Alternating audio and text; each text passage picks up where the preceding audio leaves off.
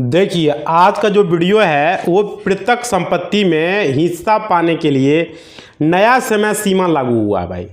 Video को पूरा देखना, सुप्रीम कोर्ट का लेटेस्ट है और एंसेस्टर प्रॉपर्टी जो होता है उसको लेकर यहाँ पर अपडेट आया हुआ है। आप लोगों को वीडियो को पूरा देखना है, समझना है कि पृथक संपत्ति अगर आपका पुश्तैनी संपत्ति है, खतियानी ज़मीन है, तो उसमें हिस्सा पाने के लिए क्या समय सीमा लागू हुआ है। इसका जजमेंट भी आया हुआ, हम पढ़ के सुनाएंगे, आप लोग को बताएंगे भी भाई, नाम भी बताएंगे क्या क्या किस में जजमेंट आया। आप गूगल पर सर्च भी कर पाओगे। बहुत ही इंपॉर्टेंट वीडियो है पृथक संपत्ति में। बहुत सारे लोग पहले मतलब कि उस संपत्ति में अगर आपका दखल कब्जा नहीं है तो उसको लेकर भी यहाँ पर अपडेट हम आपको बताएंगे। कब आपको केस करना चाहिए, कब आपको नहीं करना चाहिए, बहुत सारे लोगों को समझ में नहीं आता। आज का वीडियो बहुत ही इंपॉर्टेंट है, पूरा जजमेंट के साथ में बताने वाला हूं। तो आप लोग को क्या करना है, सबसे पहले टेलीग्राम को ज्वाइन कर लेना है। वीडियो के डिस्क्रिप्शन में मोर पर क्लिक करो, टेलीग्राम ज्वाइन करो, इंस्टा को फॉलो करो, समझ रहे हो। और कमेंट करके बताओ वीडियो कैसा लग रहा है, क्या लग रहा है, नहीं लग रहा है। आपका फीडबैक हमारे लिए बहुत ज़रूरी है। आपका एक फीडबैक हमारे लिए इंपॉर्टेंट है, समझ रहे हो। देखो यहाँ पे क्या है कि सुप्रीम कोर्ट के काफ़ी बड़े निर्णय के ऊपर जो है यहाँ पर बात करने वाले हैं। आप सभी जो लोगों को पता है कि पृथक संपत्ति की, जिसको कि एंसेस्टर, पृथक मतलब क्या होता है, पुश्तैनी, एंसेस्टर प्रॉपर्टी, जिसके अंदर जन्म लेते ही हर व्यक्ति का अधिकार हो जाता है। अगर कोई, चाहे वो लड़का है, चाहे वो लड़की है, चाहे वो बेटा है, चाहे वो बेटी है, अगर वो जन्म ले रहा है तो उस जमीन पर उसका अधिकार है, समझ रहे हो। वो जिस दिन जन्म लिया उसी दिन उस संपत्ति का अधिकार हो गया। चाहे वो सतीला बेटा रहे, चाहे वो अपना बेटा रहे, उसका अधिकार है। सतीला बाप रहे, सतीला माँ रहे, तो भी उसका अधिकार है। तो ऐसा बात नहीं है कि वह सतीला बेटा है तो उसका अधिकार नहीं है, सतीली बेटी है तो उसका अधिकार नहीं है, समझ रहे हो। संविधान में ऐसा कुछ नहीं है, सबको अधिकार है, क्लियर। अब चाहे आप किसी को गोद लिए हो, चाहे किसी को आप पाए हो, उसका भी उस संपत्ति पर अधिकार है, समझ रहे हो। अब देखिए यहाँ पे समझिए कि आपको समझ में हर व्यक्ति का अधिकार हो जाता है। पर अगर मैं आपको बोलूं कि पृथक संपत्ति में अगर आपको हिस्सा चाहिए तो आपको समय रहते ही कोर्ट के अंदर आपको केस डालना पड़ेगा। ये बहुत सारे लोगों को पता नहीं होता है और केस नहीं करता है, जिसके कारण उसको बाद में सुप्रीम कोर्ट, हाई कोर्ट का चक्कर लगाना पड़ता है, समझ रहे हो। आपको लोअर कोर्ट में ही आपका जो नीचे का जो जिला अदालत है वहाँ पर आपका फैसला हो जाएगा, लेकिन आपको समय रहते हुए केस करना है। देखो, अगर आपका समय निकल गया तो भाई कोर्ट जाकर भी आपको आपका हिस्सा नहीं मिल पाएगा। बहुत सारे लोगों के साथ ऐसा हुआ है भाई, समझ रहे हो। समय रहते हुए केस आपको करना, नहीं तो फिर आपको सुप्रीम कोर्ट और हाई कोर्ट का चक्कर लगाओगे। देखो समझो, इसके अलावा मैं आपको अगर बता दूं कि आपकी पृथक संपत्ति को अगर किसी ने बेच दिया है तब भी आपको समय रहते ही कोर्ट के अंदर आपको दावा डालना है, समझ रहे हो। क्योंकि अगर समय निकल गया तो आपकी संपत्ति आपको नहीं मिलेगी, समझ रहे हो। अब सुप्रीम कोर्ट ने अपने बिल्कुल लेटेस्ट जजमेंट में, यानी कि बिल्कुल नए आदेश में ये चीज़ बताई है। पृथक संपत्ति को लेकर अगर बंटवारे का, समझ रहे हो, केस डालना है, कितने समय में डालना है। अगर आपकी पृथक संपत्ति है, समझ रहे हो, और किसी ने बेच दी, जैसे मेरा संपत्ति है, मेरे पिताजी का नाम से संपत्ति है, या मेरे दादा के नाम से है, मेरे परदादा के नाम से, मेरे छेरदादा के नाम से है। अगर मान लीजिए मेरे पिता के या दादा, छेरदादा किसी के नाम से है, अगर किसी ने वो संपत्ति बेच दिया है तो कितने समय के अंदर आपको उस पर केस करना है। वीडियो बहुत ही महत्वपूर्ण है। लोगों का घर घर में कहानी है। हमको कॉल करके बहुत सारे लोग पूछते रहते हैं, हमारे पास कोर्ट में मेरे क्लाइंट आते हैं, हमसे पूछते रहते हैं, समझ रहे हो। तो आज का वीडियो में इसको पूरा क्लियर करेंगे। पूरी वीडियो को देखोगे भाई, समझने को मिलेगा। क्योंकि आपका चाचा भतीजा में लड़ाई झगड़ा होता है, आपका पिता पुत्र में लड़ाई होता है, सुनने को मिलता है, समझ रहे हो। समाज में गोतिया से लड़ाई होता है, गांव वालों से लड़ाई होता है संपत्ति को लेकर। तो चलो मैं पूरा बता रहा हूँ। देखो, आपको यहाँ पर क्या करना है। इसके अलावा मौखिक बंटवारे को लेकर भी है।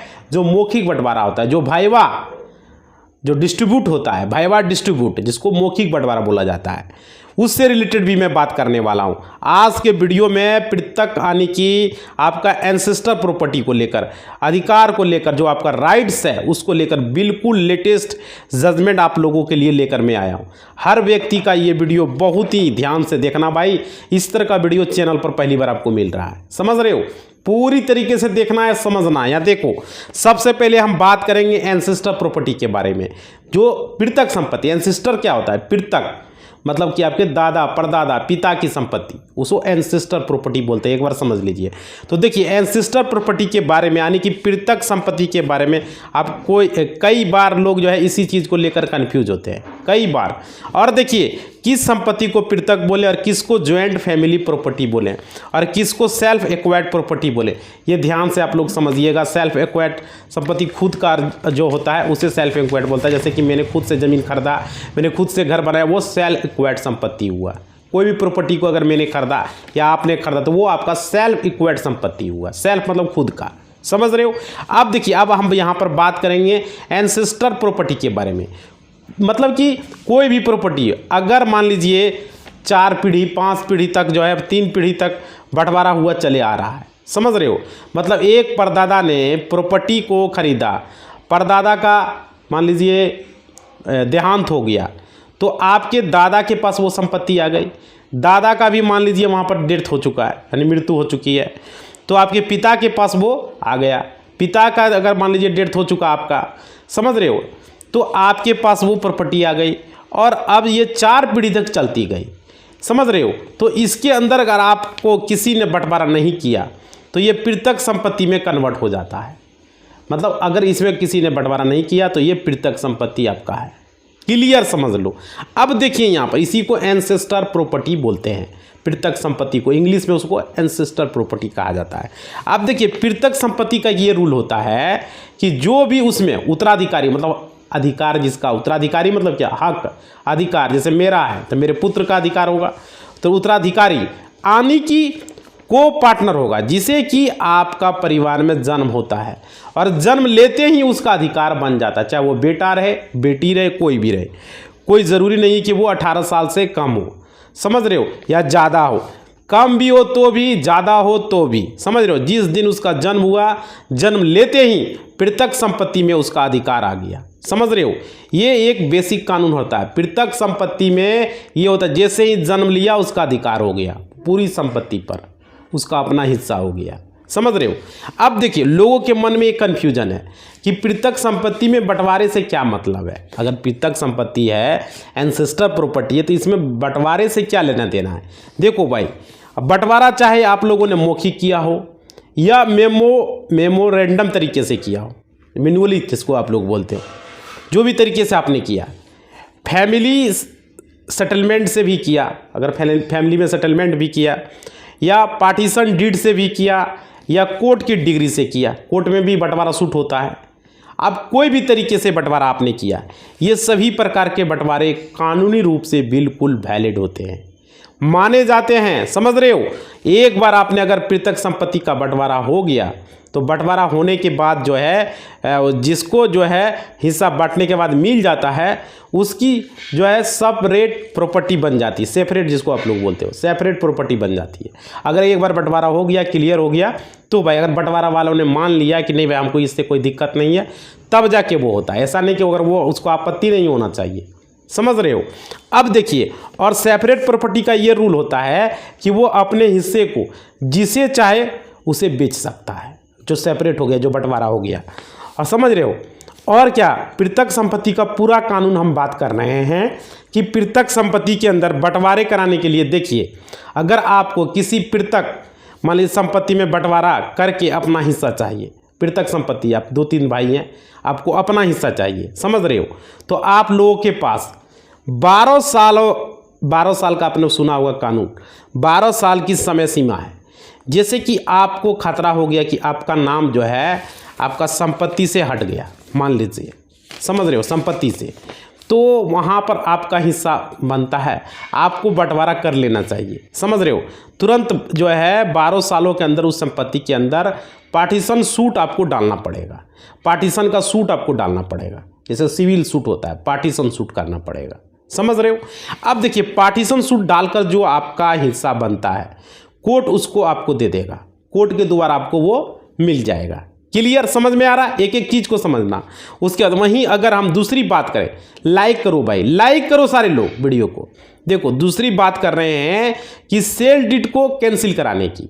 अगर आप लिमिटेशन एक्ट का आर्टिकल 58 को देखेंगे, 58 को देखेंगे, तो वो बताता है कि किसी भी दस्तावेज को अगर आप कैंसिल करवाना चाहते हो, आर्टिकल लिमिटेशन एक्ट का आर्टिकल 58 बोल रहा है किसी भी दस्तावेज या कोई भी केवल्ला, कोई भी सेल डीड को अगर आप कैंसिल करवाना चाहते हो तो 3 सालों की समय सीमा होती है।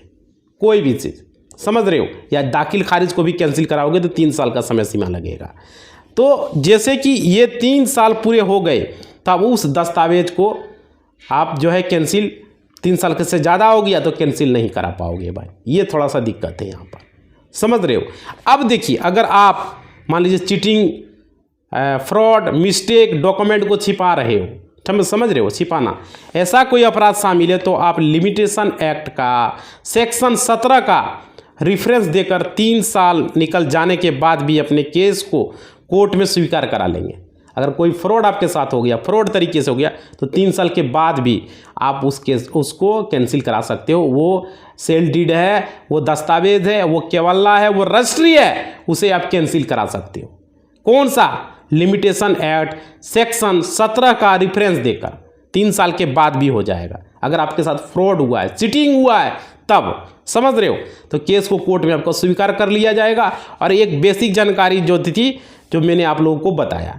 अब देखिए यहाँ पर, अब हम बात करते हैं बिल्कुल लेटेस्ट जजमेंट के बारे में, क्योंकि शुरू में मैंने आपको पृथक संपत्ति से जुड़ा जो है कानून क्लियर किया। हम अब बात करते हैं कि लेटेस्ट जजमेंट में क्या कहा गया।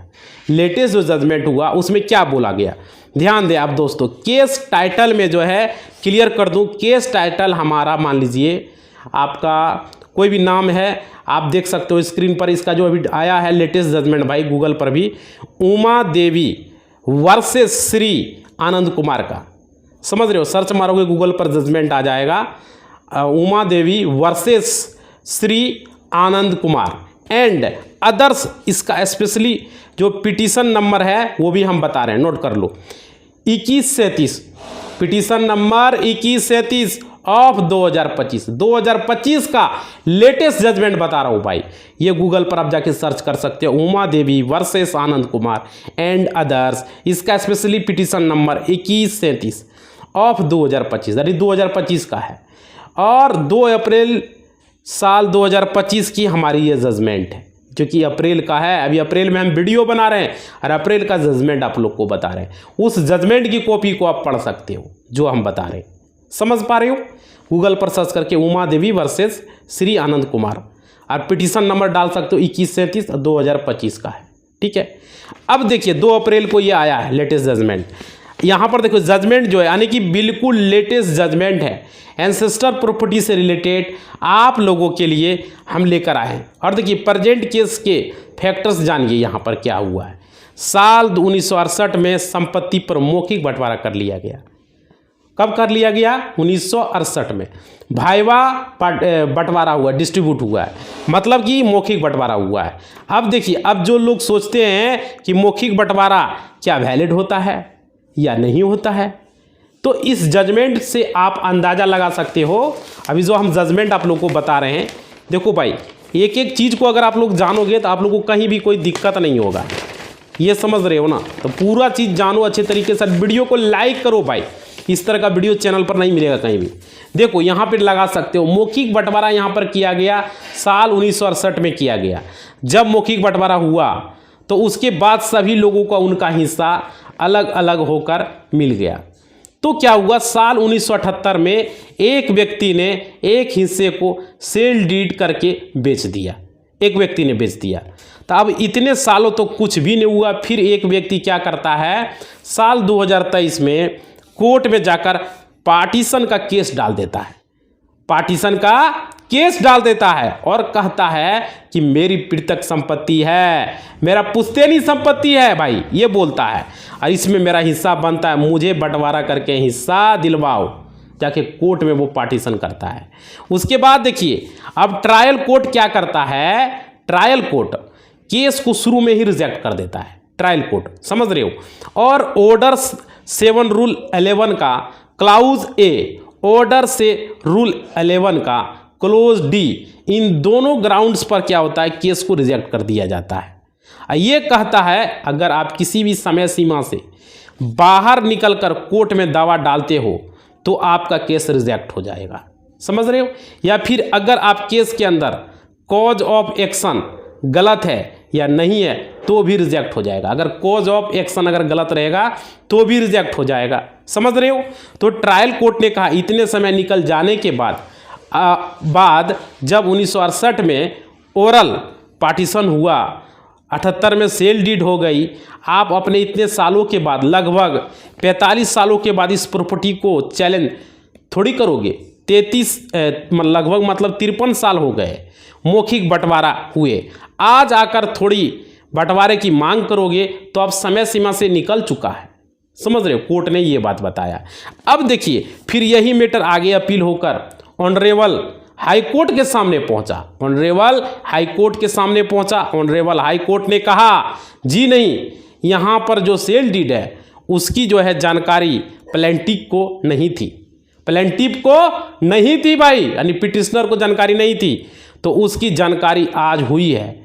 तो अगर उनको हम केस स्वीकार नहीं करेंगे, केस तो स्वीकार करना ही पड़ेगा, और हाई कोर्ट ने प्लेंटिफ का यानी पिटिशनर को केस स्वीकार कर लिया, पिटिशनर का केस स्वीकार कर लिया, और फिर ये मैटर आगे अपील होकर सुप्रीम कोर्ट के सामने गया। पिटिशनर क्या, अरे हम आप जो केस किए हैं उसी को पिटिशनर बोला जाता है। अब देखिए यहाँ पे समझिए, अब सुप्रीम कोर्ट के सामने एक क्वेश्चन आया, क्या कि जानकारी के अभाव में केस को स्वीकार करें या 53 साल निकल जाने के बाद हम उसको मना करें।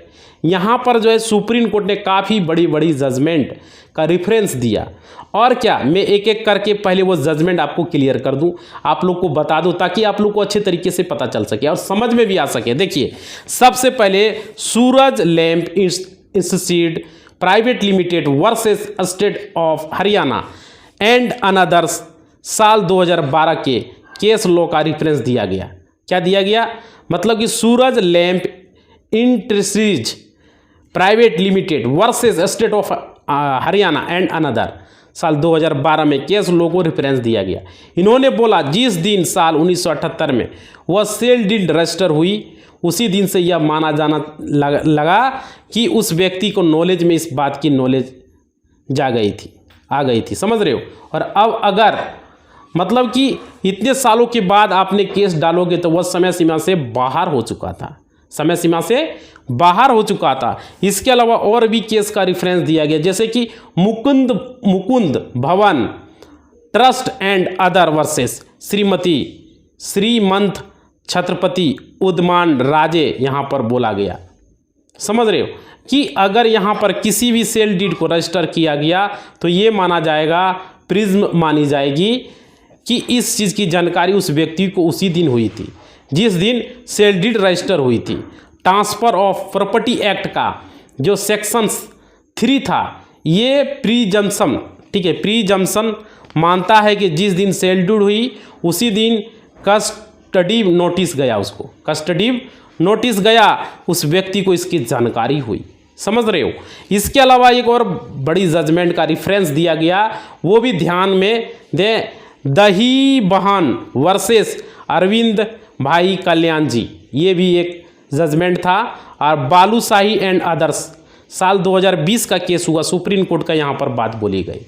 क्या था, दही बहन वर्सेस अरविंद भाई कल्याण जी, बालूशाही एंड अदर्स 2020 का ये केस हुआ, सुप्रीम कोर्ट का यहाँ पर भी बात बोली गई कि देखो अगर किसी भी केस में कॉज ऑफ एक्शन प्रॉपर नहीं है तो ऑर्डर 7 रूल 11 का क्लोज ए अगर समय सीमा से बाहर है तो भाई बाय लॉ है, किसी भी ऑर्डर 7 रूल 11 का क्लोज डी उनके हिसाब से केस को डिसमिस कर दो, समझ रहे हो, उनके हिसाब से।